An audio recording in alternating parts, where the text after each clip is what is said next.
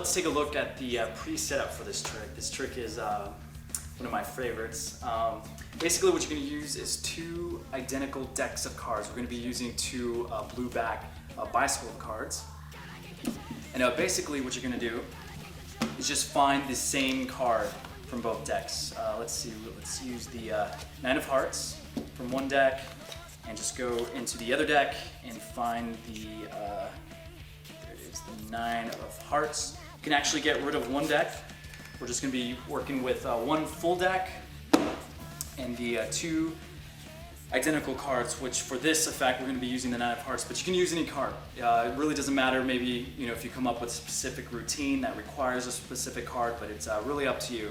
Now the pre-setup is we're going to actually take the Nine of Hearts and you're literally going to burn the edges. We're going to singe the edges. Maybe we can get a tight close-up here. Hence the name, the singed card. And keep in mind that anytime you're working with fire, to just be very, very careful. Safety first, please. I always like to burn all four corners, just because when you're doing street magic, you're usually surrounded and you want everyone to catch that the card is in fact burnt. We got the second corner, let's do the third corner. And the fourth corner. Now as I burn this, you're going to realize that the card starts to bend, and that's going to really stick out when it's in the deck. I'm going to show you how to work with the deck so it actually hides the break, and you'll see what I mean once we get this into the deck of cards. And I always like to make a burnt spot on the card. This is kind of a big popper when you're going to reveal the card. And they see that black spot and really jumps out to me, so that's burnt very good.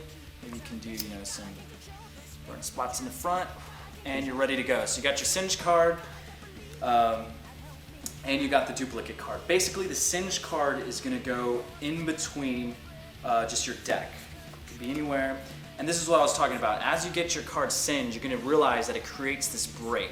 That's okay. Just as you handle the deck, just make sure you're really fluid. If you watch my videos, I'm always talking, I'm always moving my hands. That's just to allow me to hide the break of the card. So you got your singed card in the middle, and your duplicate card is going right smacked at the bottom. So you're all set, you're ready to go. Basically the hardest part now for this trick is just to force the identical card.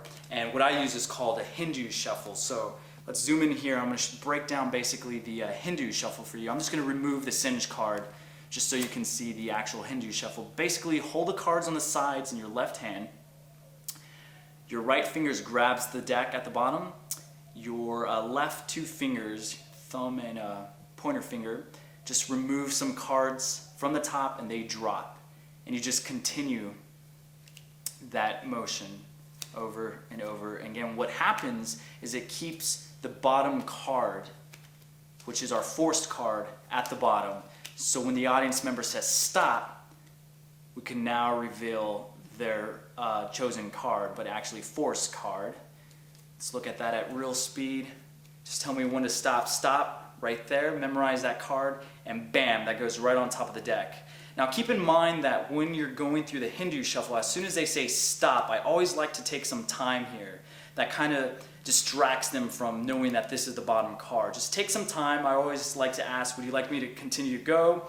Continue going. If they say no, you can drop the cards. If they say yes, pull a couple more until they're satisfied, show them the card, and bam, that goes on top. So let's put that right back at the bottom. You got the singed card in between the deck.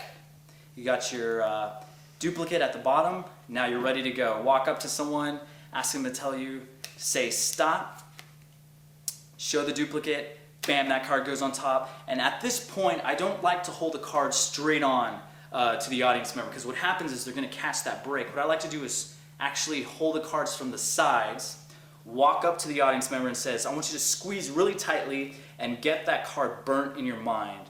you're already setting up the finale for this trick. You're talking about burning.